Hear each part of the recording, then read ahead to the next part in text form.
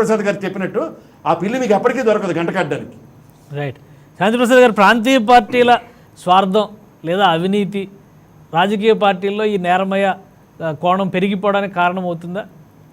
అసలు వాళ్ళకి ఆ విధమైన ఇది బ్లేమే లేదు సార్. ఆయన అడిగితే అలాగే మిగిలిన వాళ్ళు ఎవరైనా అడగండి. ఇప్పుడు ఆయన విశ్లేషిస్తారు. ప్రాంతీయ పార్టీలు వచ్చేటప్పుడు ఏంటంటే వాడి యొక్క ఉనికి కోసం కొంత, ఇప్పుడు ఉదాహరణకి 2014, 2019 ఎలక్షన్స్ మన రాష్ట్రంలో తీసుకుందాం. 2014 వచ్చేటప్పటికి 5 కోట్లు ఉంటే చాలు ఎమ్మెల్యే క్యాండిడేట్ అన్నారు. 2010 వచ్చేటప్పటికి ఏం చెప్పారంటే 10 కోట్లు కావాలన్నారు ఎమ్మెల్యే ఎలక్షన్. ఎంపీకి అయితే 40 నుంచి 50 కోట్లు క్వాలిఫికేషన్ అయింది. కానీ మా జనసేన పార్టీ మొట్టమొదటిసారిగా 2014 ఎలక్షన్లో పోటీ చేయలేదు సార్.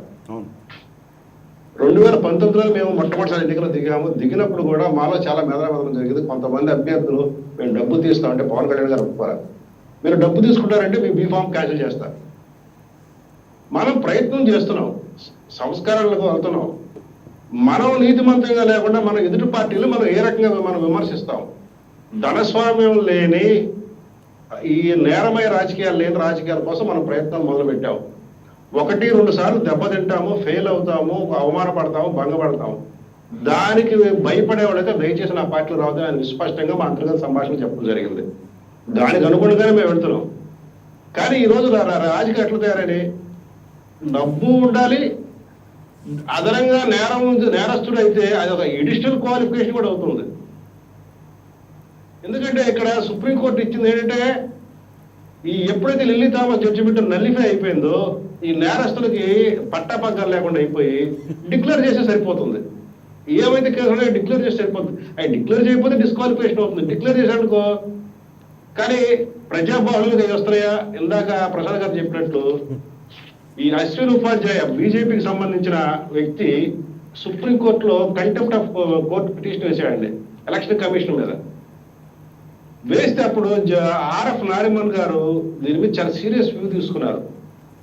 నేరమయ రాజకీయాల్లో అఫిడవిట్లు ఉన్నవాళ్ళు పబ్లికేషన్స్ వాళ్ళ నేర చరిత్ర పబ్లికేషన్ పేపర్లు వేయకుండా ప్రజాభవన్ తెలియకుండా చేయకుండా చేస్తుంటే మీరు ఎందుకు సైలెంట్గా ఉన్నారని ఎలక్షన్ కమిషన్ మీద చాలా హెవీగా వస్తే అప్పుడు మొట్టమొదటిసారిగా బీహార్ ఎలక్షన్ సంబంధించి ఎలక్షన్ కమిషన్ ఆఫ్ ఇండియా ఈ రకంగా వేయలేదని చెప్పి ఈ పార్టీలు చెప్పిన తర్వాత ఈ పెనాల్టీలు వచ్చినాయి. ఆ పెనాల్టీల నేపథ్యం ఈ అశ్విన్ ఉపాధ్యాయ బీజేపీ సంబంధించిన చేసిన ఆ పబ్లిక్ ఇంట్రెస్ట్ లిటిగేషన్. ఇకపోతే ఇక్కడ మనం చిన్న వాస్తవాలు కూడా గమనించాలి. సుప్రీంకోర్టు కూడా పలు సందర్భాలు తన ఇచ్చిన తీర్పుల్ని రివర్స్ చేసుకోవడం కూడాను న్యాయ వ్యవస్థ తరపున ఒక న్యాయవాదిగా నేను కూడా హర్షించలేను. ఇప్పుడు రాజకీయ నాయకులు వాళ్ళు స్వార్థాలు వాళ్ళు చూసుకుంటారు సార్. మనం వ్యవస్థలో గాడిని పెట్టాలనుకున్నప్పుడు అసలు ఇంకో చిన్న ఉదాహరణ చెప్తాను. లా కమిషన్ అయితే అసలు ఒక క్రిమినల్ కేసు ఫైల్ చేయగానే అతను అసలు ఎన్నికల అనర్హుడిగా ప్రకటించిన జీవితాంతం ఉంది. అయితే అది సాధ్యం కాదు. ఇది 244 లా కమిషన్ రిపోర్ట్లో. కానీ సెకండ్ అడ్మినిస్ట్రేటివ్ రిఫార్మ్స్ కమిషన్ ఏం చెప్పిందంటే ఈ కేసులు నేరస్తుల మీద ఏదైతే కేసులు పెండింగ్ ఉన్నాయో ఖచ్చితంగా 6 నెలలు టైం ఫ్రేమ్ వర్క్ పెట్టి 6 నెలల్లోపు డిస్పోజల్ చేయాలి, చేసితేనే బాగుంటుంది అనే ఒక రిఫార్మ్ ఇచ్చిన తర్వాత ఇప్పుడు ఆ రిఫార్మే ఇప్పుడు సుప్రీంకోర్టు కూడా పరిగణలో తీసుకుంటుంది. ఈ ప్రజాప్రతినిధుల మీద ఉన్న కేసులు 6 నెలల నుంచి సంవత్సరంలోపు డిస్పోజల్ చేయాలనేది ఇప్పుడు ఈ యొక్క వ్యవహారం ఊపందుకోవడానికి ఈ సెకండ్ అడ్మినిస్ట్రేటివ్ రిఫార్మ్స్ కమిటీ రిపోర్టే ప్రధానం. ఇప్పుడు నేను మీకు కొన్ని విషయాలు చెప్పదలుచుకున్నాను. అంటే నా అభిప్రాయాలుగా అసలు నేరస్తుడు అనే వాడిని రాజకీయాల్లోకి రానివ్వకూడదు అనేది అందరం మనం కోరుకుంటున్నాం. ఒకసారి ఛార్జ్ షీట్ పడిన తర్వాత నేనైతే అనుకుంటున్నాను, ఛార్జ్ షీట్ పడిన తర్వాత ఆ నేరస్తుడే వెళ్ళి కేసులు సత్వరం డిస్పోజల్ చేసుకున్నట్టుగా ఒత్తిడి ఉంటే తప్ప వాడు కదలడు. అందుకు ఉదాహరణ ఛార్జ్ షీట్లు పడి 2009లో పడిన 2012, 11, 2021 వచ్చింది. ఈ రోజు వరకు ఛార్జెస్ ఫ్రేమ్ గానే మన రాష్ట్రం ఉంది. ఛార్జెస్ ఫ్రేమ్ కావడం, ఒకసారి ఛార్జ్ మళ్ళీ ఫ్రేమ్ అయిన తర్వాత మళ్ళీ విచారణ మొదలయ్యి ఆ విచారణ ముగియడానికి మళ్ళీ ఏళ్ళు పుళ్ళు పట్టుద్ది. 2009లో వేసిన కేసులు ఈ రోజు వరకు కదలలేదంటే తప్పు ఎక్కడ జరుగుతుంది? అందుకనే ఛార్జ్ షీట్ పడగానే మొట్టమొదటి మనం తీసుకున్న సంస్కరణ ఏంటంటే ఛార్జ్ షీట్ పడగానే సత్వరం డిస్పోజ్ చేసుకునేటట్టుగా కేసులు వాళ్ళ మీద ఒత్తిడి పడేలాగా మనం సంస్కరణ ఒకటి తీసుకోవాలి సార్. రైట్. రెండోది లిల్లీ థామస్ జడ్జిమెంట్ ఏదైతే ఇచ్చిందో దాన్ని మళ్ళీ తిరిగి స్థాపించాలి. సత్వరం వాడు డిస్క్వాలిఫై అయిపోతాడు. వాడు ఈ సెక్షన్ వాడు 6 సంవత్సరాలు డిస్క్వాలిఫికేషనే కాక ఈ శిక్షాకాలం ఎంత ఉందో ఆ శిక్షాకాలం కూడా వాడు డిస్క్వాలిఫికేషన్ ఉంటాడు. అంటే 2+6 8 సంవత్సరాలు డిస్క్వాలిఫికేషన్ ఉంటాడు. దగ్గర 2 ఎలక్షన్స్ వాడు దెబ్బతింటాడు. కాబట్టి నేరస్తులు అప్పుడు రావడానికి భయపడతారు. వచ్చినా కానీ తమ మీద కేసు కొట్టేయించుకోవడానికి సత్వరం కొట్టేయించుకోవడానికి ప్రయత్నం చేస్తారు. మళ్ళీ అందులో ఇంకో ప్రమాదం ఉంది. బెదిరించవచ్చు, ఆ సాక్షులు ఇవన్నీ ఉంటాయి. మళ్ళీ ఆ జాగ్రత్త కూడా మనం తీసుకోవాలి. ఎట్లా తీసుకోవాలనేది అది మనకు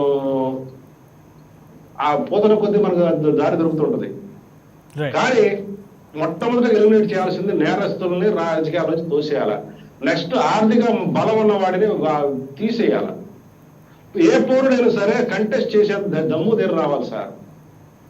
గెలవనండి, ఓడిపోనండి, ఆ పోటీలో నిలబడాలనే ఆ యొక్క మానసిక ధైర్యం మనం సమాజం ఇవ్వకపోతే ఈ రాజకీయాల కలుషితం ఇంకా మురికిగా సాగుతూనే ఉంటాయి.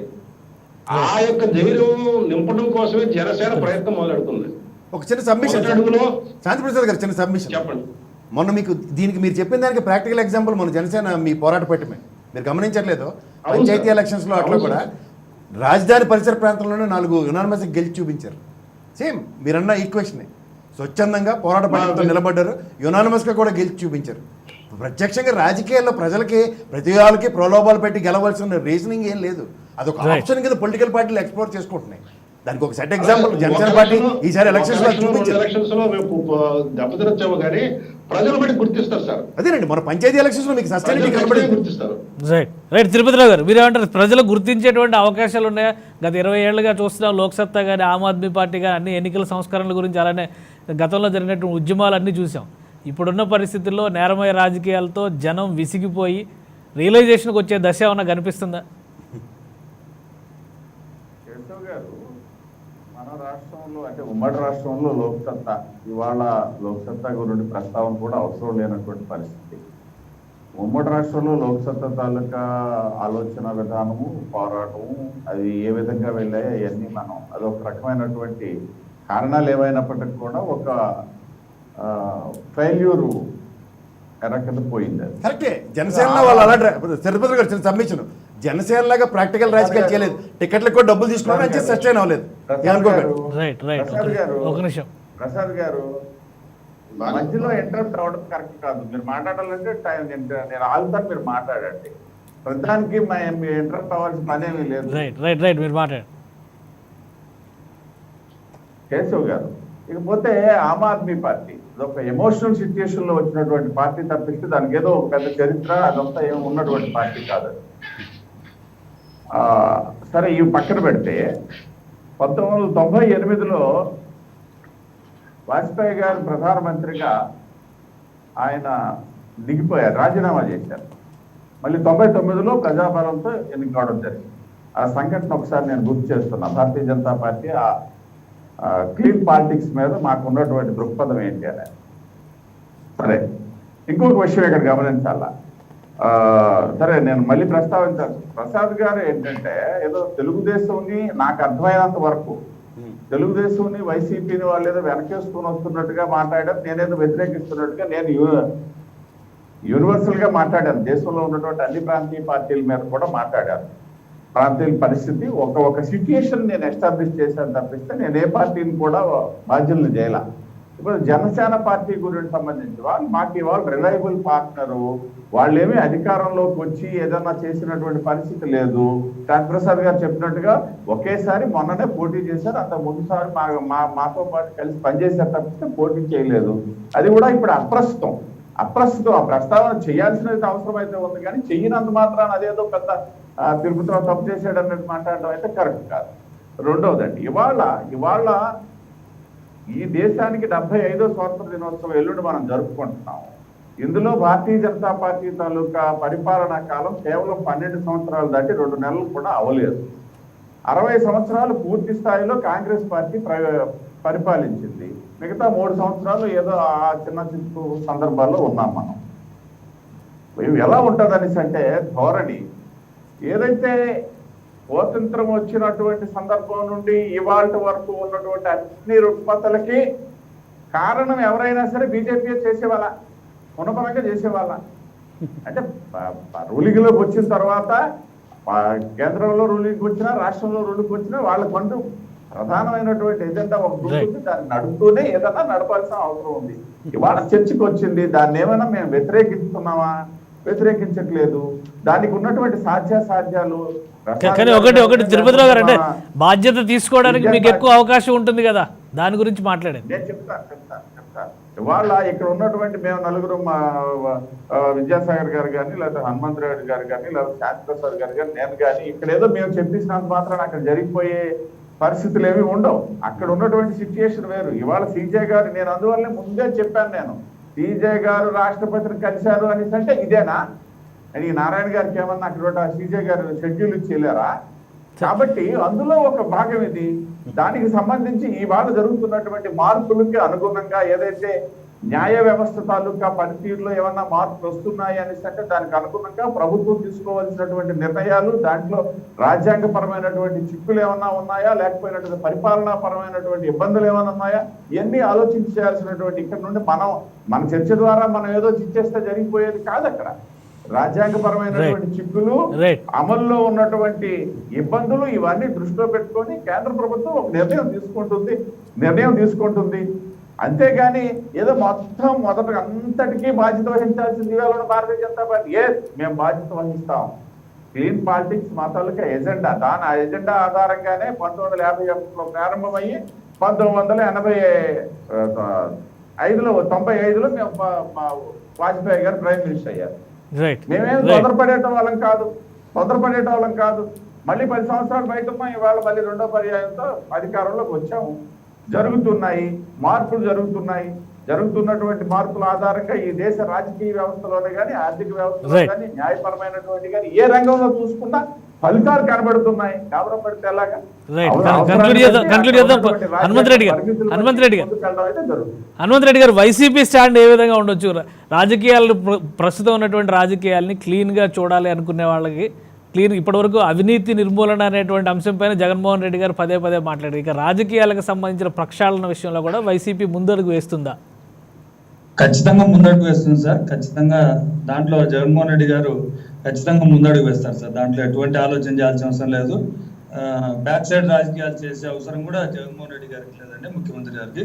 ఖచ్చితంగా క్లీన్ పాలిటిక్స్ చేసే దాంట్లోనే ఇప్పట్లో మా దగ్గర ఇప్పుడుండే ఎమ్మెల్యేల్లో కానీ, ఎంపీలో కానీ అత్యధిక శాతం 70% విద్యావంతులే, డాక్టర్లు, ఇంజనీర్లు ఉన్నారు తప్ప ఎటువంటి నేర చరిత్ర చాలా తక్కువ మంది ఉన్నారు మా దాంట్లో నేర చరిత్ర ఉండేవాళ్ళు.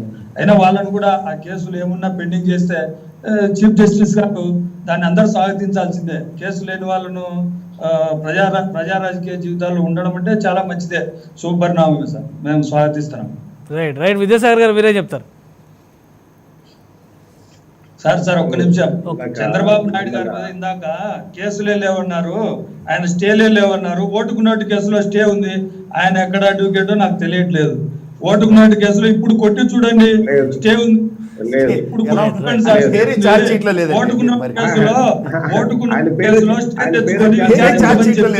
సిబిఐ కోరితే ఓటుకు నోటు కేసులో స్టే తెచ్చుకున్న వ్యక్తి చంద్రబాబు నాయుడు గారు. మీరు అలా మా మీద ఏం కేసులు లేవు, చంద్రబాబు నాయుడు కేసులు ఉన్నాయి మేము చెప్పాము. ఇప్పుడు మా మీద కేసులు ఉన్నాయి, సిబిఐ కేసులు పెట్టారు. దాని మీద ఇప్పుడు చీఫ్ జస్టిస్ గారు ఏం చెప్పారు దానికి మేము కూడా కట్టుబడి ఉంటాం. అంతేగాని మా మీద ఏం కేసులు లేవు, మా మాత్రం పక్కన ఉంటాం. ఫైనల్ గా విద్యాసాగర్ గారు ఏం సమాధానం చెప్తారు ఈ ప్రశ్నకి?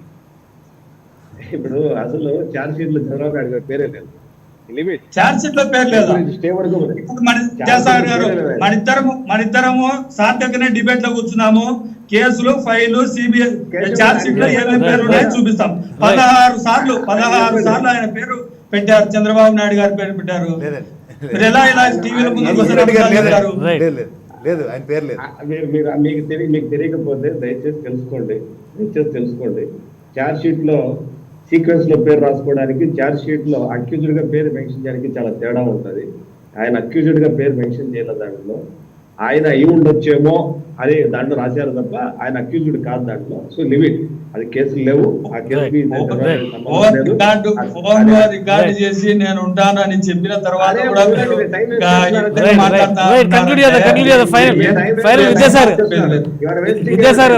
Final point right. ఒకటండి, రెండు విషయాలు. ఎవరెన్ని మాట్లాడినా అన్ని పొలిటికల్ పార్టీలు మాట్లాడేది ఒకటే, నేర స్వభావానికి సంబంధించి. ఇప్పుడు నేను చెప్తాను, మన జనసేన సార్ మాట్లాడినట్టు పవన్ కళ్యాణ్ మీద ఈ ప్రభుత్వం పెట్టిన కేసులు అంటే వైలేషన్స్, ట్రాఫిక్ వైలేషన్స్, అంటే రైల్వే గేటు దాటినప్పుడు వైలేషన్, లేకపోతే ఇంకో వైలేషన్ పెట్టిన కేసులు ఒక 15-20 ఉన్నాయి. అలాంటి కేసుల్ని మనం టాలరేట్ చేసుకొని పోటీలు చేయొద్దు అంటే అవుతుందా? నేనేమంటానంటే క్లీన్ పాలిటిక్స్ చేయాల్సిందే, but grievance of the case అనేది చాలా ఇంపార్టెంట్. కేసు యొక్క తీవ్రతను మీరు పక్కన పెట్టాలి, రెండుగా డివైడ్ చేయాలి.